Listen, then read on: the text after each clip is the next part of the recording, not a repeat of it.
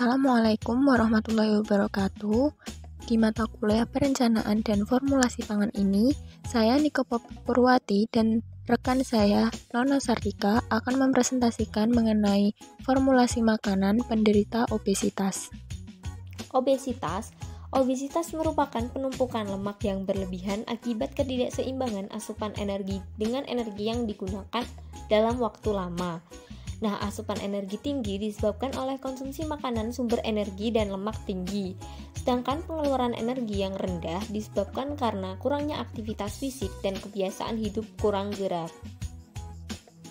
Menurut Rahman 1981, obesitas bukan penyakit yang disebabkan oleh kemewahan dan masukan makanan yang berlebihan saja, tetapi kompleks dari itu dan secara keseluruhan merupakan bentuk penyakit gizi. Tipe obesitas ada dua jenis. Yang pertama, obesitas primer, yang kedua, obesitas sekunder. Nah, obesitas primer merupakan obesitas yang disebabkan oleh faktor gizi dan berbagai faktor yang mempengaruhi masukan makanan. Sedangkan obesitas sekunder disebabkan oleh adanya penyakit atau kelainan kongenital, endokrin, atau kondisi lain seperti sindrom Down dan lain sebagainya. Selanjutnya ada faktor penyebab obesitas. Nah, yang pertama dapat disebabkan karena genetik. Dapat diturunkan dari generasi sebelumnya pada generasi berikutnya di dalam sebuah keluarga karena faktor genetik ikut menentukan jumlah unsur sel lemak dalam tubuh. Yang kedua dapat disebabkan karena kerusakan pada salah satu otak. Nah, sistem pengontrol yang mengatur perilaku makan yang disebut hipotalamus di mana bila terjadi kerusakan pada bagian hipotalamus ventromedial, maka seorang akan menjadi rakus. Kemudian yang ketiga ada kurangnya olahraga.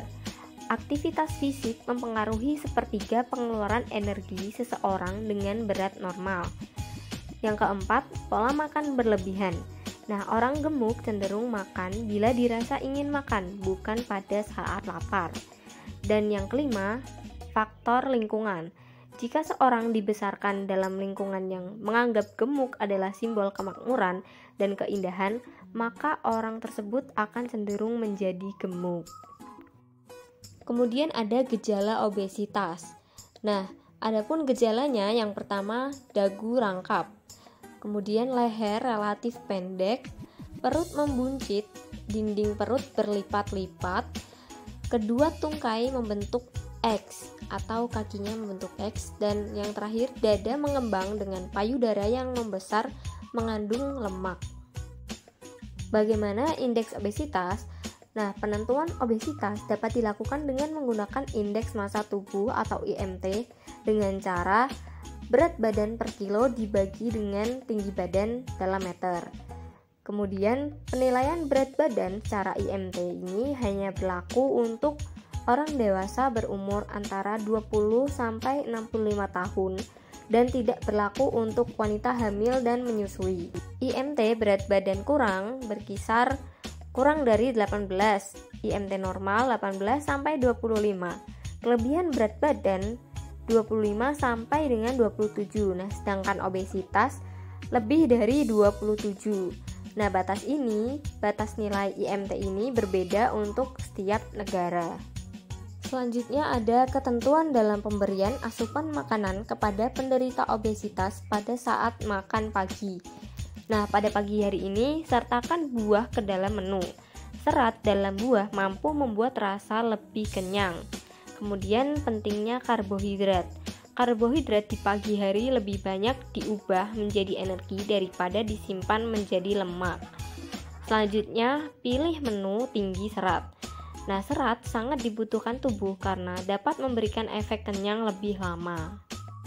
Ketentuan dalam pemberian asupan makanan kepada penderita obesitas pada saat makan siang. Yang pertama, makan buah terlebih dahulu karena serat dalam buah mampu membuat rasa lebih kenyang. Yang kedua, menyertakan protein. Protein dibutuhkan untuk mempertahankan tingkat metabolisme dan menekan selera makan. Yang ketiga, makan secara perlahan. Dengan menikmati makan dalam setiap kunyahan menyebabkan perut akan terasa lebih cepat kenyang dan membantu menekan selera makan. Ketentuan dalam pemberian asupan makanan kepada penderita obesitas pada saat makan malam. Yang pertama, awali dengan salad. Yang kedua, makan makanan yang kaya rasa dan minim kalori. Yang ketiga, batasi karbohidrat.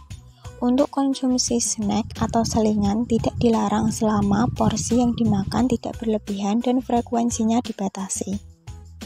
Syarat diet penderita obesitas. Yang pertama, energi rendah, di mana untuk mengurangi BB sebanyak 0,5 sampai 1 kg per minggu, maka asupan energi dikurangi sebanyak 500 sampai 1000 kilokalori per hari dari kebutuhan normal. Yang kedua, protein lebih tinggi, yaitu 15 sampai 20% dari kebutuhan energi total.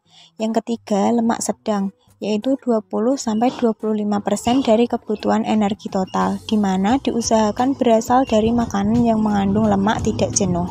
Yang keempat, karbohidrat sedikit lebih rendah, yaitu 55 sampai 65% dari kebutuhan energi total, di mana menggunakan lebih banyak sumber karbohidrat kompleks. Yang selanjutnya, vitamin dan mineral cukup sesuai dengan kebutuhan.